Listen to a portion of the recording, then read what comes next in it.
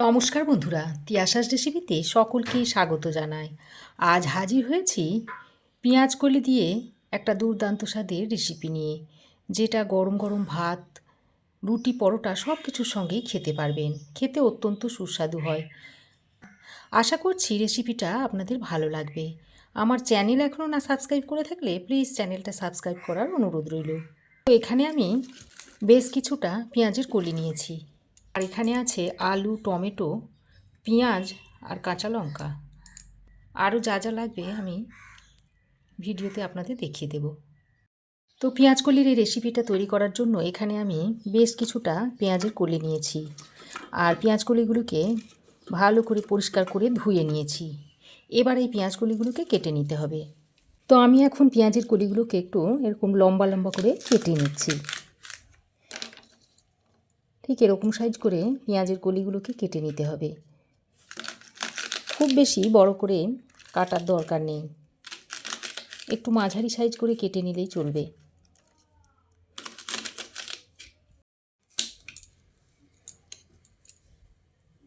তো সমস্ত পেঁয়াজের কলিগুলোকে আমি এইরকম লম্বা লম্বা করে কেটে নিয়েছি। এবার এটাকে একটা প্লেটের মধ্যে তুলে রেখে দিচ্ছি। আমি পেঁয়াজগুলিগুলো কাটার আগে ধুয়ে নিয়েছি, তাই আর পেঁয়াজগুলিগুলোকে ধোবো না। তো পেঁয়াজকলিগুলোকে কেটে আমি একটা প্লেটে তুলে নিয়েছি। এবার আমি একটা মাঝারি সাইজের আলু নিয়েছি। আমি যে পরিমাণ পেঁয়াজকলি নিয়েছি তাতে আমার আলুটাতেই ঠিক হবে। তো আলুটাকে আমি এইভাবে একটু কেটে নিচ্ছি। ঠিক পেঁয়াজের কলির সঙ্গে সামঞ্জস্য রেখে আলুটাকেও কেটে নিতে হবে। দেখুন, ঠিক এইরকম একটু পাতলা পাতলা করে আলুটাকে কেটে নিচ্ছি। আমি এখানে কাঁচা আলু নিয়েছি। আলুটা কাটা হয়ে গেলে আলুটাকে আবার একবার ধুয়ে নিতে হবে। তো আলুটাকে কেটে আমি ভালো করে ধুয়ে নিয়েছি। এবার এটাকে এক সাইডে সরিয়ে রেখে এবার আমি একটা টমেটো কেটে নেব।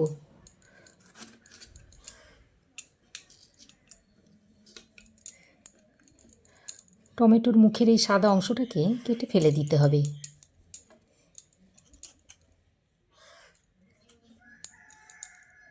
তারপর টমেটোটাকে একটু এরকম চৌকো করে কেটে নিচ্ছি। দেখুন, টমেটোটাকে কেটে আমি একটা বাটির মধ্যে তুলে রাখছি। এবার আমি শীতের সবজি কিছুটা ফুলকপি আমি নিয়েছি। এই সময় শীতের সবজি ফুলকপি, পেঁয়াজকলি এগুলো খেতে বেশ ভালোই লাগে।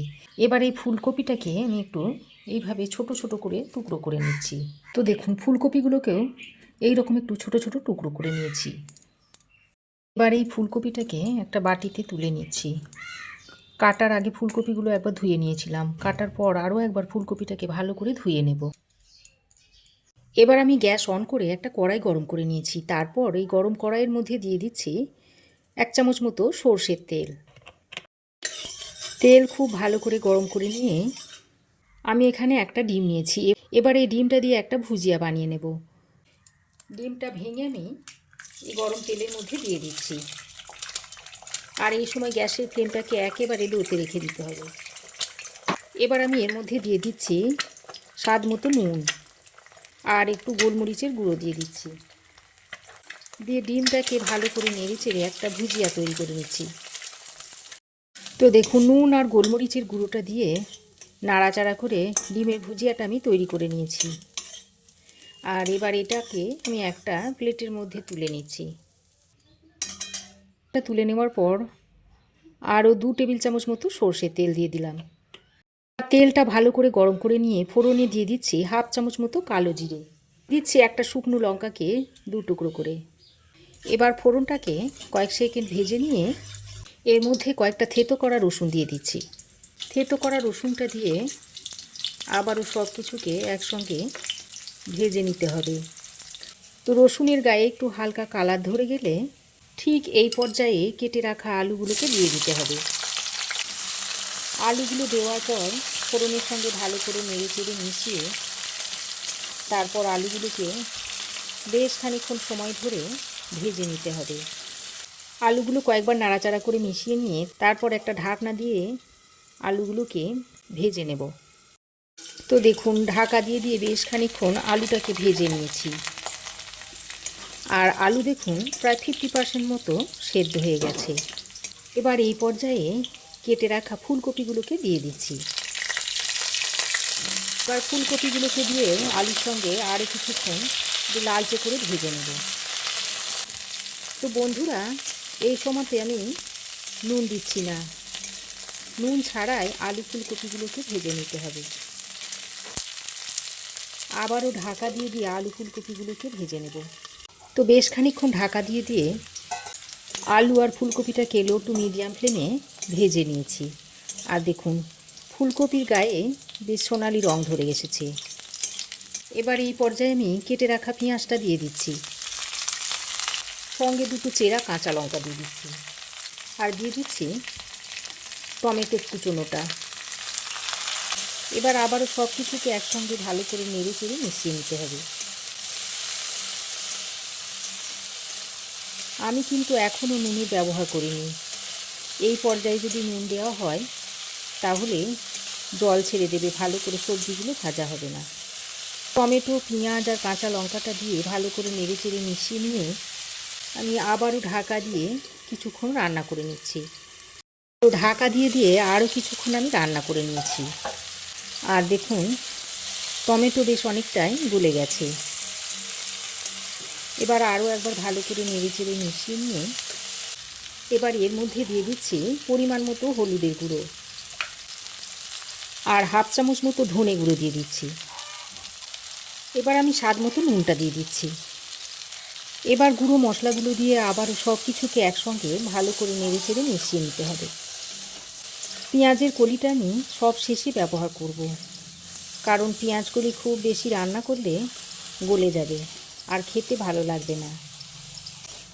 তো মশলাটা খুব ভালো করে নেড়ে চেড়ে মিশিয়ে নেওয়ার পর এখন আমি যে পেঁয়াজের কলিগুলো কেটে রেখেছিলাম সেগুলো দিয়ে দিচ্ছি এর মধ্যে। তারপর পেঁয়াজ কলিগুলো দিয়ে আবারও সব কিছুকে একসঙ্গে ভালো করে নেড়ে চেড়ে মিশিয়ে নিচ্ছি। তো দেখুন খুব ভালো করে নেড়ে চেড়ে মিশিয়ে নিয়েছি। এবার আবারও ঢাকা দিয়ে আরও কিছুক্ষণ রান্না করে নেব লো টু মিডিয়াম ফ্লেমে। আর যেহেতু আমি আজকে রান্নাতে জলের ব্যবহার করব না, তাই এইভাবে ঢাকা দিয়ে দিয়ে রান্নাটা করে নিতে হবে। এই সবজি থেকে যে জলটা বেরোবে সেই জলেই কিন্তু রান্নাটা কমপ্লিট হবে। তো ঢাকা দিয়ে আমি লো ফ্লেমে 4-5 মিনিট মতো রান্না করে নিয়েছি। আর দেখুন ফুলকপি, আলু সব কিছু ভালোভাবে সেদ্ধ হয়ে গেছে, আর পেঁয়াজকলিগুলো দেখুন খুব সুন্দর সেদ্ধ হয়ে গেছে। এবার এই পর্যায়ে আমি ডিমের ভুজিয়াটা এখানে দিয়ে দিচ্ছি। তারপর ডিমের ভুজিয়াটা দিয়ে সব কিছুকে একসঙ্গে ভালো করে নেড়েচেড়ে মিশিয়ে নিচ্ছি। সব শেষে কিছুটা ধনেপাতার কুচো এইভাবে ছড়িয়ে দিচ্ছি। তারপর আবারও সব কিছুকে একসঙ্গে ভালো করে নেড়েচেড়ে মিশিয়ে নিচ্ছি।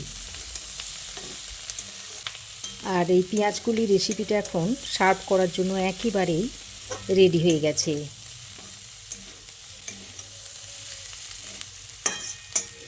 তো দেখুন কি দুর্দান্ত দেখতে হয়েছে, আর খেতেও কিন্তু অত্যন্ত সুস্বাদু হয়। আপনারাও একবার এইভাবে বানিয়ে খেয়ে দেখতে পারেন। এবার আমি গ্যাসের ফ্লেমটাকে বন্ধ করে পেঁয়াজকলির ডিশটা আমি সাজিয়ে দিচ্ছি।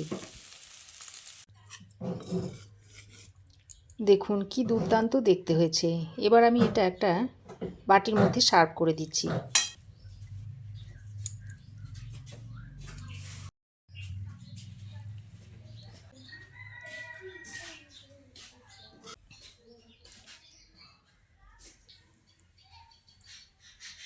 তো আমার এই আজকের পেঁয়াজকলি রেসিপি আপনাদের কেমন লাগলো অবশ্যই একটা কমেন্ট করে জানাবেন।